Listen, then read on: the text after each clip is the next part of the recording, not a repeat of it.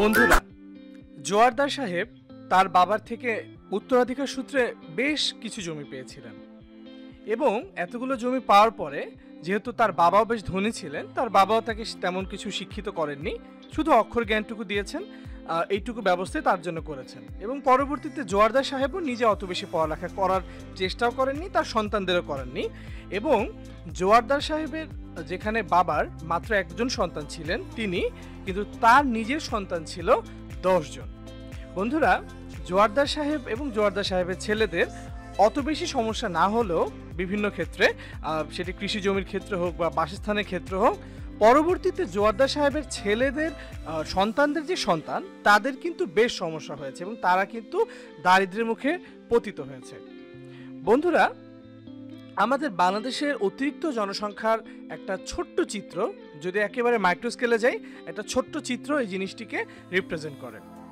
বন্ধুরা, 10 মিনিট স্কুলের ভূগোল ক্লাসে তোমাদের সবাইকে স্বাগতম জানাচ্ছি। আমি রাশেদ। আমি তোমাদের জনসংখ্যা অধ্যায়টি নিয়ে পড়াচ্ছি এবং এই জনসংখ্যা অধ্যায়ে তোমাদের সাথে অনেক কিছু নিয়ে আলোচনা করেছি। প্রথমত জনমিতিক যে উপাদান, সেই উপাদানগুলো নিয়ে আমরা আলোচনা করেছি। তারপরে বাংলাদেশের যে জনমিতিক উপাদানগুলো আছে, সেই জনমিতিক উপাদান, জনসংখ্যার জনমিতিক উপাদান, সেগুলো নিয়ে আলোচনা করেছি। এছাড়া অভিবাসন কি সে নিয়ে আলোচনা করেছি। বাংলাদেশে অভিবাসনের কতটুকু কি বৃদ্ধি হচ্ছে বা কম হচ্ছে সেগুলো দেখিয়েছি। এরপরে জনসংখ্যা ট্রানজিশনাল মডেল যেটি, তাই না, জনমিতিক ট্রানজিশনাল মডেল যেটিকে আমরা বলি বা ডেমোগ্রাফিক ট্রানজিশনাল মডেল, সেই মডেল নিয়ে তোমাদের সাথে আলোচনা করেছি এবং সেই মডেল অনুসারে দেখেছি যে বাংলাদেশ আসলে সেই মডেলের দ্বিতীয় পর্যায়ে আছে। বন্ধুরা, আজকে এরপরে তোমাদের সাথে আমি কিন্তু আলোচনা করেছি যে এই যে বাংলাদেশের যে জনসংখ্যার যে একটা ঘনত্ব আমরা দেখি যে প্রতি বর্গ কিলোমিটারে প্রায় 1015 জন, তো সব জায়গাতে আসলে একইভাবে বন্টিত না। এরপরে আমরা ঘনত্বের ভিত্তিতে বাংলাদেশের যে জনসংখ্যার বন্টন সেটি দেখেছিলাম। আজকের ক্লাসে আমি তোমাদের সাথে যে টপিকটি নিয়ে আলোচনা করব সেটি হচ্ছে বাংলাদেশের জনসংখ্যা দ্রুত বৃদ্ধির প্রভাব। বাংলাদেশের জনসংখ্যা দ্রুত বৃদ্ধির যে প্রভাবটি, সেই প্রভাবটি নিয়ে আজকে তোমাদের সাথে আমি আলোচনা করব। তাহলে চলো বন্ধুরা, আমরা দেখে নিই যে বাংলাদেশের যে জনসংখ্যা, সেই জনসংখ্যা দ্রুত বৃদ্ধির প্রভাবটি আসলে কীরকম। তো বন্ধুরা, আমরা বাংলাদেশের যে জনসংখ্যা, এই জনসংখ্যাটি যদি একটু দেখার চেষ্টা করি, তাহলে আমরা 1971 থেকে যদি আমরা হিসেব করি, 1971-এ তো আদমশুমারিটি হয়নি, আমরা 1974 সালের থেকে 81 সাল পর্যন্ত যে বা এই সময়গুলোতে 1974 সালের হিসেবে যদি আমি বলি, তাহলে সেই সময়ে জনসংখ্যা ছিল 7.63 কোটির মতো, ঠিক আছে, অর্থাৎ 7,63,00,000 আরও কিছু বেশি হবে। তো এরকম 1974 সালে জনসংখ্যা ছিল বাংলাদেশের 1974 সালে। তো এরপরে আমি একটু সালটি লিখে দিই তোমাদেরকে। আমি তোমাদেরকে একটু রিভিউ করছি এই জন্যই যাতে তোমাদের মনে পড়ে যে বা বাংলাদেশে যে জনসংখ্যা বৃদ্ধি পাচ্ছে কত দ্রুত, সেই ব্যাপারটি যাতে বুঝতে পারো। পরবর্তীতে 7 বছর পরে বাংলাদেশের জনসংখ্যা বেড়ে দাঁড়ায় 8.91 কোটিতে। 8.91 কোটিতে বাংলাদেশের জনসংখ্যা বেড়ে দাঁড়ায় মাত্র কিন্তু কত, 7 বছরে, তাই না বন্ধুরা। এরপরে আমাদের 10 বছর পর যে আদমশুমারি হয় 1991-তে, সেই আদমশুমারি অনুযায়ী, দুঃখিত বন্ধুরা, এটা 91 না, এটা হবে 99, 8.99, অর্থাৎ 8,99,12,000 মতো সেই সময় আমরা দেখেছি। তা আমি শুধুমাত্র লক্ষ পর্যন্ত হিসেব করে তোমাদেরকে বলছি। পরবর্তীতে 91 সালে বাংলাদেশের জনসংখ্যা আমরা দেখি 11.14 কোটি, অর্থাৎ 11 কোটি 14 লক্ষের একটু বেশি আমরা দেখতে পাই এবং এটি আমরা দেখি কত, 1991 সাল। আমি এখানে শুধু 91টি লিখলাম। তো বন্ধুরা, তার পরবর্তীতে আমরা যদি 2001-এর আদমশুমারি অনুযায়ী দেখি, তাহলে ওই সময়ে বাংলাদেশের জনসংখ্যা ছিল 13.05। এখন এরপরে এটি 2001 সালের, আমি একটু এখানে লিখে দিই 01, আমি 2000টা লিখে দিই তাহলে বুঝতে পারবে। এরপরে আমরা 2011 সালে যে আদমশুমারিটি হয়েছিল, সেই আদমশুমারি অনুযায়ী জনসংখ্যা কত ছিল বলতো, 14.97 কোটি এবং এটি 2011-র আদমশুমারি অনুযায়ী। এখন এই যে আমরা জনসংখ্যার গুলো কেন বললাম, একটা ব্যাপার তোমাদেরকে বোঝানোর জন্য যে দেখো, বাংলাদেশের জনসংখ্যা যত সময় গেছে ততই কিন্তু কি হয়েছে বলতো, বেড়েছে। আমরা দেখলাম যে 1974 থেকে 81 এই 7 বছরের ব্যবধানে 1 কোটিরও বেশি জনসংখ্যা বেড়ে যায়। তার পরবর্তীতে যে 10 বছর থাকে 1981 থেকে 1991, এই 10 বছরের জনসংখ্যা আরও প্রায় 2 কোটির মতো বেড়ে যায় এবং তারও 10 বছরের পরবর্তীতে আরও প্রায় 2 কোটির মতো বেড়ে যায় এবং পরবর্তী 10 বছরে দেখি আমরা মোটামুটি 2 কোটির কাছাকাছি আমরা বলতে পারি আসলে, কারণ প্রায় 1,97,00,000 মতো মোটামুটি আমরা বলতে পারি, সেক্ষেত্রে 2 কোটির কাছাকাছি। তাহলে একটা ব্যাপার দেখতে পাচ্ছ যে বাংলাদেশে কিন্তু জনসংখ্যা খুব দ্রুত বৃদ্ধি পাচ্ছে, এবং একটা সময় বাংলাদেশের জনসংখ্যা বৃদ্ধির হার অনেক বেশি ছিল, 2 এর উপরে ছিল। হ্যাঁ, শতাংশ হিসেবে যদি বলি সেটি 2 এর উপরে ছিল। পরবর্তীতে বর্তমানে আমরা দেখি বাংলাদেশের জনসংখ্যা বৃদ্ধির হার কমতে কমতে এখন 1.37 এসেছে। তবে এই 1.37 আসলেও এটিও কিন্তু এখনো বাংলাদেশের জন্য জনসংখ্যা বৃদ্ধির হারটি কিন্তু বেশ একটা সমস্যাজনক। তো বন্ধুরা, এই যে জনসংখ্যা এত দ্রুত বৃদ্ধি পাচ্ছে বাংলাদেশে, তো বাংলাদেশ তো খুবই ছোট একটা দেশ, তাই না? আমরা বাংলাদেশের জানি আয়তন কত, 1,47,570 বর্গ কিলোমিটার। এখন এই এত ছোট একটা দেশে, বাংলাদেশের মতো এত ছোট একটা দেশে এত মানুষ বাস করছে, এবং এটি তো 2011 সালে দেখলাম 14.97 কোটি। বর্তমানে আমরা যদি দেখি তাহলে এই সংখ্যাটি আসলে 16 কোটিরও অধিক হয়ে গেছে। তো এটি বেসরকারি হিসেবে বললাম, আদমশুমারি যেহেতু পরবর্তীতে এখনো হয়নি। তো বন্ধুরা, দেখতে পাচ্ছ যে বাংলাদেশের জন্য জনসংখ্যা কত বড় একটা সমস্যা হয়ে দাঁড়িয়েছে, এবং আমরা দেখেছি যে প্রতি বর্গ কিলোমিটার বাংলাদেশে গড়ে 1015 জনের মতো বাস করে। আমাদের যে একদম সর্বশেষ যে আদমশুমারি হয়েছে সেই অনুসারে আমরা দেখেছি। তবে বাংলাদেশের যে বড় বড় শহর, ঢাকা, চট্টগ্রাম, এই শহরগুলোতে কিন্তু প্রতি বর্গ কিলোমিটারে অনেক বেশি, 1000-এর থেকে অনেক বেশি মানুষ বাস করে। এবং ঢাকা শহর, ঢাকা জেলা নাম, শুধুমাত্র ঢাকা শহরের ভিতরে যদি আমি বলি, এই শুধু ঢাকা শহরের মধ্যে প্রতি 1 বর্গ কিলোমিটারে মনে হয় কোথাও কোথাও তুমি 10-20 হাজারের উপরে বেশি মানুষ বাস করতে দেখবে, আরও বেশিও হয়ে থাকতে পারে। বন্ধুরা, এইরকম একটা অবস্থা কিন্তু আমরা দেখতে পাচ্ছি, এবং অনুমান করা হয় বাংলাদেশে বর্তমানে যেভাবে জনসংখ্যা বৃদ্ধি পাচ্ছে সেই হিসাবে আগামী 50 বছরে বাংলাদেশের জনসংখ্যা কিন্তু দ্বিগুণ হয়ে যাবে।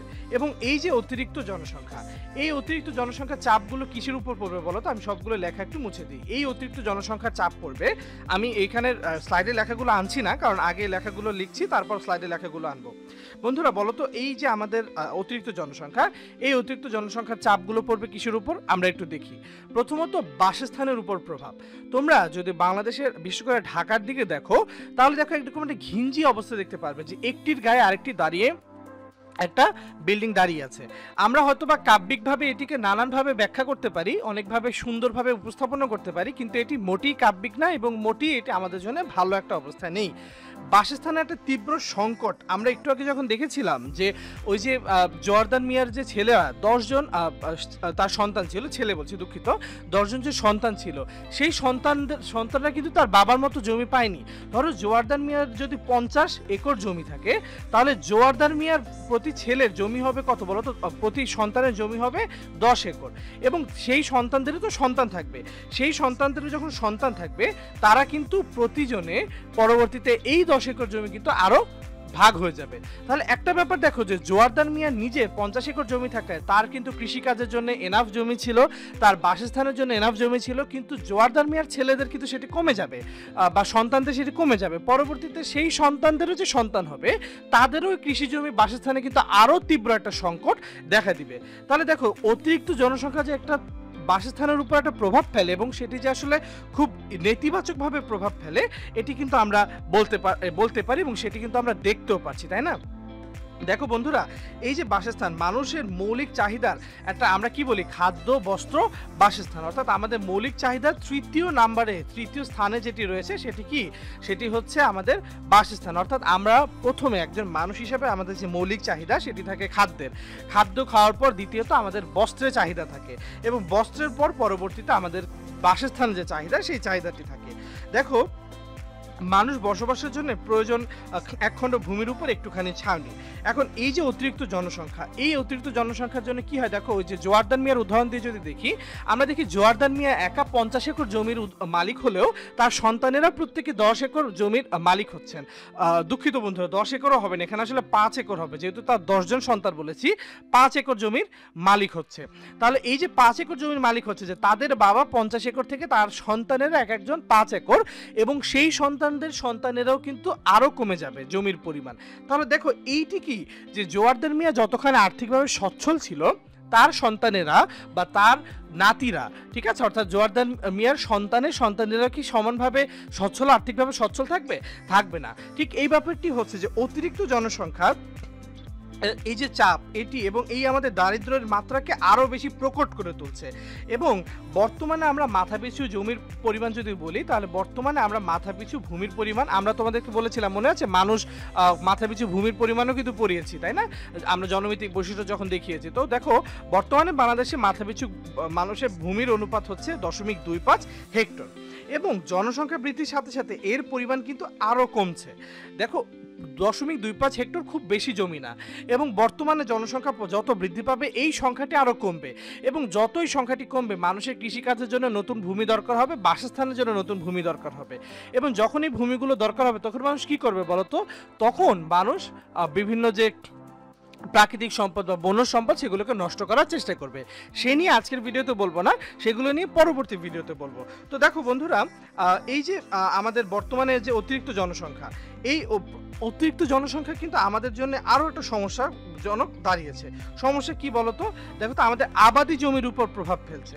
আমাদের যে এই আবাদি জমি, সেই আবাদি জমির উপর কিন্তু প্রভাব ফেলছে বর্তমানে। দেখো বাংলাদেশে মানুষ ভূমির অনুপাত আমরা দেখতে পাচ্ছি খুবই কম। অর্থাৎ দেখো কিছু সংখ্যক মানুষ কিন্তু অধিক জমির মালিক। আমরা দেখি যদিও এই মানুষ ভূমি অনুপাত আমরা একটা গড় দেখতে পাই, তবে কিছু সংখ্যক মানুষ দেখি অনেক ভূমি তারা মালিক। অপরদিকে এই যেখানে আমরা দেখলাম যে মানুষ ভূমির পরিমাণ 0.25 হেক্টর আমরা দেখতে পাচ্ছি। তো এই যে দেখলাম, এইটা কিন্তু প্রয়োজনের তুলনা বেশ সামান্য। অর্থাৎ যদি কোনো মানুষের এই ন্যূনতম পরিমাণও এই জমিটি থাকে, এটি আসলে প্রয়োজনের তুলনায় বেশ কম, কিন্তু এটিও আসলে অনেকের থাকে না বাংলাদেশে। কারণ আমরা দেখতে পাই কি, যে তোমাদেরকে বলেছিলাম যে মাথাপিছু আয় যদি হিসেব করি, ধরো দুজন মানুষ, একজনের 1 কোটি টাকা আয় আর একজনের 0 টাকা আয় বার্ষিক। তো যার 1 কোটি টাকা এবং যার 0 টাকা আয়, তাদের আয়ের যদি আমি গড় করি, মাথাপিছু আয় বের করতে যাই, তাহলে দুজনেরই কিন্তু বছরে 50 লাখ টাকা আয় দেখায়। তেমনি ব্যাপারটা এরকম যে কারো হয়তো বা 100 একর, 200 দুঃখিত হেক্টর বলছি, হেক্টর, কারো হয়তো 200 হেক্টর, তারও অনেক বেশি হেক্টর, হাজার হাজার হেক্টর জমি আছে, কারো হয়তো বা কিছুই নেই, কিন্তু সব মিলিয়ে গড়ে দেখা গেছে 0.25 হেক্টর আছে। তো এটি তো অনেকেরই নেই, তাও যাদের এই ন্যূনতমটুকু ভূমিও আছে, এই ভূমিটিও আসলে প্রয়োজনের তুলনায় বেশ কম। এবং এই যে আবাদি জমি, এটি যেহেতু কমছে, এগুলো এই যে এছাড়া কিন্তু আমাদের দেশে বিভিন্ন ধরনের প্রাকৃতিক দুর্যোগ আমরা দেখি, বন্যা, নদী ভাঙন, খরা, ঘূর্ণিঝড়, প্রতি বছর কিন্তু বিপুল পরিমাণ আবাদি যে জমি আছে সেগুলো কিন্তু এই বর্ধিত জনশক্তির বাসস্থান এবং অন্যান্য অবকাঠামো নির্মাণে কিন্তু দখল হয়ে যাচ্ছে। দেখো আমাদের যে আবাদি জমিগুলো আছে, আমি আমার গ্রামের কথা বলি, এই যে ধরো এটা যদি মাঠ হয়, ধানের মাঠ হয়, ধরো এটা ধানের মাঠ হলো। এখন একটা সময় আমি দেখেছি যে এখানে ধানের মাঠই ছিল, সব জায়গায় ধান চাষ করা হতো। পরবর্তীতে কোন একটা বাড়ি তারা কি করলো, যে তার বাবার যে জমি, তার বাবা হচ্ছে তাকে এই জায়গায় জমি দিয়েছে, এখন সে আলাদা হয়ে এখানে থাকবে তার পরিবার নিয়ে। তখন সে কি করলো, সে ওই ধানের জমির ভিতরেই এইখানেই সে একটা তার বাসা বা বাসস্থান তৈরি করলো, যার ফলে দেখো আবাদি জমির পরিমাণ কিন্তু কমে যাচ্ছে।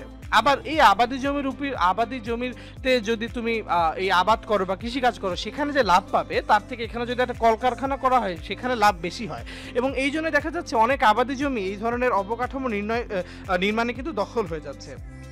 এছাড়া আমরা দেখি পাহাড়ি অঞ্চলে জুম চাষ করে ভূমি ক্ষয় হচ্ছে। দেখো জুম চাষ কিরকম, এই যে একটা যদি পাহাড় হয়, পাহাড়ের সোপান বা সিঁড়ির মতো কি করে এরকম ধাপ ধাপ তৈরি করে, এই যে সিঁড়ির মতো কি করে এরকম ধাপ ধাপ তৈরি করছে। আমি একটু এঁকে দেখাই তোমাদেরকে, তোমরা বুঝতে পারবে। এই যে সিঁড়ির মতো ধাপ ধাপ তৈরি করছে, তোমার পাহাড় তো আসলে মানুষ তৈরি করতে পারে না, কিন্তু মানুষ কেটে ঠিকই সাবার করতে পারে। মানুষ এতই আসলে ধ্বংসাত্মক একটা অবস্থায় বর্তমানে এই আমি যদি বলি যে আমাদের বাস্তুতন্ত্রে অবস্থান করছে মানুষ। তো মানুষ কি করছে, পাহাড় কেটে সেখানে জুম চাষ করছে, এবং যখনই জুম চাষ করছে পাহাড়ের যে ভূমি, সেই ভূমিটি তো আলগা হয়ে যাচ্ছে, মাটিগুলো আলগা হয়ে যাচ্ছে, যার ফলে সেখানে কিন্তু আমরা দেখতে পাচ্ছি যে এই যে আবাদি যে ভূমিক্ষয়, সেই ভূমিক্ষয়ের পরিমাণ কিন্তু বৃদ্ধি পাচ্ছে। এছাড়া জনসংখ্যা বৃদ্ধির ফলে জমি খণ্ডিত হয়ে যাচ্ছে, আবাদি জমি নষ্ট হয়ে যাচ্ছে, যেটি আগেও বলেছি। জনসংখ্যা বৃদ্ধি আবাদি জমির উপর কিন্তু একটা নেতিবাচক প্রভাব ফেলছে। তাহলে বন্ধুরা একটা জিনিস কিন্তু আমরা দেখতে পাচ্ছি যে এই যে আমাদের আবাদি জমি বলো, বাসস্থানের উপর বলো, এই জনসংখ্যার দ্রুত বৃদ্ধি কিন্তু মারাত্মকভাবে আমাদের এগুলোর উপর প্রভাব ফেলছে। অর্থাৎ আমাদের মৌলিক জায়গা, মানুষের ধরো বাসস্থান তো তৃতীয় মৌলিক চাহিদা, তারপর আবাদি জমিতে তো খাদ্য হয়, এটি তো একেবারে প্রথম মৌলিক চাহিদা। অর্থাৎ আমাদের মৌলিক চাহিদার উপর আঘাত হানতে শুরু করেছে, এবং ভবিষ্যতে এটি যদি এই পরিমাণে বাড়তে থাকে বাংলাদেশের জনসংখ্যা, তাহলে ভবিষ্যতে আমাদের অবস্থা কিন্তু আরো বেশি সঙ্গীন হয়ে যাবে বলতে পারি, অথবা আরও বেশি দুঃসহ হয়ে পড়বে। বন্ধুরা, এই যে খাদ্যশস্যের উপর প্রভাব, যেটি তোমাদেরকে একটু আগে বলেছি, আমি সবগুলোর কালার মুছে দিই। দেখো, এই যে খাদ্যশস্য, তোমার যখন জমির পরিমাণ কমে যাবে, তোমার খাদ্যশস্য যে উৎপাদন, সেই উৎপাদনের পরিমাণও কমে যাবে, তাই না? এই উৎপাদন যখন কমে যায়, দেখো জনসংখ্যা, ম্যালথাস নামক একজন তিনি বলেছেন যে জনসংখ্যা বৃদ্ধি পায় জ্যামিতিক হারে এবং খাদ্যশস্য বৃদ্ধি পায় গাণিতিক হারে। তাই জনসংখ্যা দেশে যে হারে বৃদ্ধি পায়, খাদ্যশস্য কিন্তু সে হারে বাড়বে না, অর্থাৎ জনসংখ্যা বাড়ে জ্যামিতিক হারে বাড়তে থাকে, হ্যাঁ, কিন্তু আমাদের যে খাদ্যশস্য সেটি কিন্তু গাণিতিক উপায়ে বৃদ্ধি পায়, অর্থাৎ দুটো কিন্তু সমানভাবে বাড়ে না। ধরো জনসংখ্যা যদি এতখানি বাড়ে, খাদ্যশস্য হয়তো বা এতটুকু বাড়লো, তাহলে দেখো এটি কি সমানভাবে হলো, সামঞ্জস্য হলো না। এটি আসলে সমস্যাজনক হয়ে দাঁড়িয়েছে এবং যেটি আমাদের কিনা খাদ্যশস্যের উপর প্রভাব ফেলছে। এবং দেখো এর ফলে কিন্তু দেশে একটা খাদ্য ঘাটতি দেখা যায় এবং যার ফলে বিদেশ থেকে কিন্তু খাদ্য আমদানির পরিমাণ বৃদ্ধি করতে হয়। এবং এই জিনিসটি কিন্তু যখনই তুমি বিদেশ থেকে খাদ্য আমদানি করবে, তোমার দেশের স্থানীয় বাজারে ওইসব যে মৌলিক খাদ্যগুলো আছে বা তোমার দেশে যে খাদ্যের যেগুলো একদম খুবই প্রয়োজনীয়, এইসব নিত্য প্রয়োজনীয় জিনিসগুলো দাম বেড়ে যায় এবং দাম বেড়ে গেলে জনগণের যদি আয় সেভাবে না বাড়ে, মানুষের ক্রয় ক্ষমতা যদি অত না বাড়ে, দেখা যাবে এই অতিরিক্ত দামের কারণে তাদেরকে এই যে অতিরিক্ত পণ্য টাকা দিয়ে খাদ্য আয় করতে হচ্ছে এবং অতিরিক্ত টাকা দিয়ে যখন তার খাদ্য খেতে হচ্ছে, তার নিজের আর কোনো সঞ্চয় থাকে না। ঠিক আছে, যখন একজন মানুষের খাদ্যের পিছনেই বা এই ধরনের বাড়ি ভাড়া বলো বা সব কিছু বলো, এগুলোর পিছনেই সব ব্যয় চলে যায় এবং যখন এই একটা মানুষের আর সঞ্চয় থাকে না, একটা বৃহৎ অংশের সঞ্চয় যখন আর থাকে না, তখন সেই দেশে বিনিয়োগ কমে যায়। ঠিক আছে, বিনিয়োগ যখন কমে যায়, সেই দেশে বিনিয়োগ কমলে কর্মসংস্থান অভাব দেখা যায় এবং যখন কর্মসংস্থান অভাব দেখা যায়, মানুষের মাথা পিছু আয় কমে যায় এবং মাথা পিছু আয় কমে গেলে আলটিমেটলি সঞ্চয়ও কমে যায়। তাহলে দেখি এটা একটা দারিদ্র্যের দুষ্ট চক্র আমরা বলতে পারি। হ্যাঁ, এই দারিদ্র্যের দুষ্ট চক্র বাংলাদেশে কিন্তু আমরা বিরাজমান দেখি, শুধুমাত্র বলতে পারো যে জনসংখ্যার দ্রুত বৃদ্ধির কারণে। তাহলে বন্ধুরা, আমরা যে বাসস্থান, আবাদি জমি, খাদ্যশস্যের উপর প্রভাব দেখলাম, আরও বেশ কিছু জায়গায় আমাদের জনসংখ্যার যে দ্রুত বৃদ্ধি সেটি প্রভাব ফেলে, যেটা হচ্ছে যাতায়াত ব্যবস্থার উপর প্রভাব। দেখো, জনসংখ্যা বৃদ্ধির তুলনায় দেশে যানবাহনের সংখ্যা কিন্তু বৃদ্ধি না পেলে সর্বত্র অসহনীয় একটা দুর্যোগের কিন্তু সৃষ্টি হয়। একটা ব্যাপার দেখো, তোমরা যদি ঢাকা শহরে কোনো বাসে ওঠো, লোকাল বাসে ওঠো, তোমরা যদি কখনো না চড়ে থাকো এবং হঠাৎ করে যদি কোনো একদিন ঢাকার লোকাল বাসে চড়ে থাকো, তোমাদের আসলে ওই লোকাল বাসে চড়ার যে ইচ্ছা সেটি মরে যাবে। তার কারণ কি, যে এটি এত দুঃসহ একটা অবস্থা সেখানে থাকে, এত অসহনীয় একটা অবস্থা সেখানে থাকে, তোমাকে দাঁড়িয়ে ঝুলে ঝুলে বাদুড় ঝোলা হয়ে যেতে হয়। কারণ কি, দেখো তোমার দেশের জনসংখ্যা তো অনেক বেশি, কিন্তু সেই তুলনায় তো তোমার যানবাহনটি নেই। তো যখন তোমার এখানে যানবাহন থাকবে না এত বেশি, তখন তো তোমাকে ওই অল্প যানবাহনকেই কিন্তু তোমার যে অতিরিক্ত জনসংখ্যার চাপটিকে কিন্তু নিতে হবে এবং সেইটি কিন্তু হচ্ছে। এবং দেখো, এই যে দেখো আমাদের যাতায়াত ব্যবস্থা, এছাড়া আমরা যদি দেখি যে নতুন ভূমি তো পাচ্ছি না, এই নতুন ভূমির অভাবে রাস্তাঘাট আমরা দেখি কি বলতো, রাস্তাঘাট নির্মাণ করা যায় না। তাই যানবাহনের সংখ্যাও যদি বৃদ্ধি করাও যেত, তারপরে কিন্তু বৃদ্ধি করা যায় না শুধুমাত্র এই রাস্তার অভাবে। ঠিক আছে, তো দেখো এছাড়া প্রযুক্তিগত উন্নয়নের অভাবে রাস্তাঘাটের ত্রিমাত্রিক ব্যবহারও কিন্তু সম্ভব হয় না, ফলে যাতায়াত ব্যবস্থা কিন্তু বিরূপ প্রভাব লক্ষ্য করা যায়। তোমরা দেখতে পাচ্ছ বাংলাদেশের যাতায়াত ব্যবস্থা একটা খুবই খারাপ অবস্থায় আছে। প্রথমত এটির সাথে এই যে চিত্র, এইখানে দেখো হয়তোবা কোনো একটা ড্রেনেজ সিস্টেম অথবা কোনো একটা গ্যাসের লাইনকে ঠিক করার জন্য রাস্তাটা কেটেছে। বছরে বিভিন্ন সময় ধরো একবার গ্যাসের লোকেরা কেটে যাবে রাস্তাকে, তারা ঠিক করে দিয়ে যাবে, তাদের ঠিক করে যাওয়ার পর পরবর্তীতে আবার পানি বা ওয়াসার লোকেরা এসে রাস্তা কাটা শুরু করবে। এরকম একটা অবস্থা আমরা পড়েছি। তার কারণ কি, দেখো এই যে তোমার মাটির নিচ দিয়ে আমাদের এত বাড়ি ঘরের চলে গেছে, লাইন চলে গেছে, সেগুলোকে ঠিক করাতে হলে এখন এই রাস্তা কাটা ছাড়াও কিন্তু উপায়ও নেই আসলে খুব বেশি। এখন দেখো তোমার তাহলে রাস্তাঘাটগুলো বিভিন্ন জায়গায় দেখা যায় সারা বছর ধরে এরকম একটা বাজে অবস্থা বিদ্যমান থাকে। তাহলে দেখো তোমার যাতায়াত ব্যবস্থার উপরে কিন্তু এই যে জনসংখ্যার যে দ্রুত বৃদ্ধি সেটি কিন্তু প্রভাব ফেলছে এবং এই যে জনসংখ্যা এত দ্রুত বেড়ে যাচ্ছে, যার ফলে তোমার রাস্তাঘাট যেরকম, তোমার রাস্তাঘাটে অবকাঠামো যেরকম, সেই অনুসারে যদি তোমার যানবাহন না বাড়ে, দেখা গেছে রাস্তাঘাটে একটা রাস্তা দিয়ে হয়তো বা দৈনিক 100 গাড়ি যেতে পারবে, কিন্তু আমাদের প্রয়োজনে বাধ্য হয়ে আমাদের সেখান থেকে 200 গাড়ি যেতে হচ্ছে অতিরিক্ত জনসংখ্যার জন্য। এখন এই যে অতিরিক্ত 100 গাড়ি এখানে যোগ হলো, যার ফলে সেখানে কি হবে বলতো, যানজট তৈরি হবে। এবং যখন এরকম যানজট তৈরি হবে তখন কি হবে, মানুষের যে প্রয়োজনীয় সময় সেই সময়টি কিন্তু নষ্ট হবে। এবং সেটি হচ্ছে আমরা ট্রাফিক জ্যাম দেখতে পাই। ঢাকা বিশ্বের সবচেয়ে স্লোয়েস্ট সিটিগুলোর একটি, অর্থাৎ সবচেয়ে ধীরগতি সম্পন্ন যে শহর, সেই শহরগুলোর একটির তালিকায় কিন্তু স্থান করে নিয়েছে। তাহলে দেখতেই পাচ্ছ বন্ধুরা যে আমাদের যাতায়াত ব্যবস্থার উপর কত বেশি নেতিবাচক প্রভাব কিন্তু ফেলছে জনসংখ্যার এই দ্রুত বৃদ্ধি। পরবর্তীতে আমরা দেখব বেকার সমস্যা। বন্ধুরা, আমাদের এই যে অতিরিক্ত জনসংখ্যা, এই অতিরিক্ত জনসংখ্যার কারণে বাংলাদেশে প্রতি বছর অতিরিক্ত 6 লাখ লোক, হ্যাঁ 6 লাখ লোক বর্তমানে জনসংখ্যার সাথে যুক্ত হচ্ছে। কিন্তু আমরা এই যে অতিরিক্ত 6 লাখ পরিমাণ যত জনসংখ্যার সাথে যুক্ত হচ্ছে, ওদিক থেকে দেখো একটা হিসেব করো যে এই যে অতিরিক্ত 6 লাখ যুক্ত হচ্ছে, আবার এখান থেকেও তো কিছু মানুষ তারা কি হচ্ছে বলতো, এই 6 লাখে তো আসলে পরবর্তীতে কর্মক্ষেত্রে প্রবেশ করবে।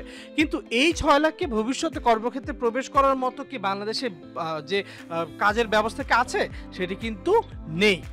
এবং প্রতি বছর বাংলাদেশের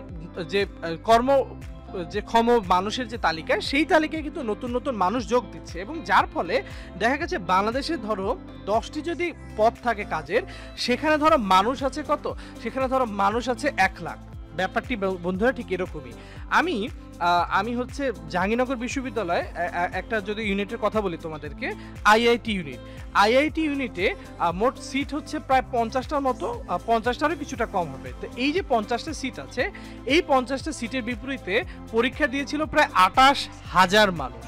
ঠিক আছে বন্ধুরা, একটা ব্যাপার দেখো, এই যে 28,000 মানুষ, হয়তো এটি যে কোনো একটা তুমি দেখতে পারো যে কোনো একটা হচ্ছে যে কোনো একটা ইউনিট সাপেক্ষে বলতে পারো যে এই ইউনিটটা তো ভালো ইউনিট, বা এই ইউনিটে আসলে এত বেশি মানুষ আসতেই পারে।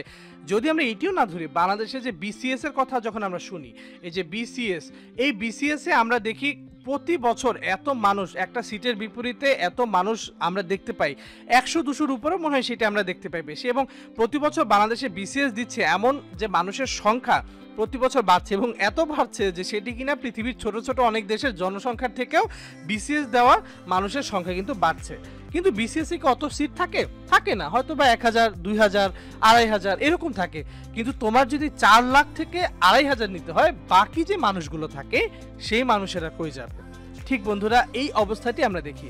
সরকারি বেসরকারি খাতগুলো মিলেও আসলে সবাইকে তাদের যে কর্মসংস্থান, সেই কর্মসংস্থানের সুযোগ করে দেওয়া যাচ্ছে না, এবং যার ফলে বেকার সমস্যা বাড়ছে। এবং বেকার সমস্যা যখন বাড়ে, তার ফলে কিন্তু দেখো বিভিন্ন ধরনের আর্থসামাজিক সমস্যাগুলো কিন্তু তীব্রতর হয়। হ্যাঁ, তো দেখো বন্ধুরা, আমরা বাংলাদেশে যে জনসংখ্যা বৃদ্ধি, এই বৃদ্ধিকে আমরা একটা দেশের আর্থসামাজিক উন্নয়নের ক্ষেত্রে 1 নম্বর সমস্যা হিসেবে বলতে পারি।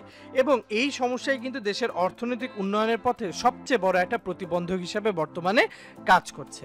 আমাদের উচিত যে এই যে এই সমস্যাটি কিভাবে সমাধান করা যায়, সেটির জন্য কিন্তু এখনই পদক্ষেপ নেওয়া, কারণ এখনো বেশি দেরি হয়নি। এখনো যদি আমরা পদক্ষেপ নিতে পারি, ভবিষ্যতে হয়তোবা আমরা এই জনগণের জনসংখ্যা বৃদ্ধির যে এই লাগামটি আমরা রাশ টেনে ধরতে পারবো। ঠিক আছে, তো বন্ধুরা, তোমাদের সবাইকে অনেক বেশি ধন্যবাদ।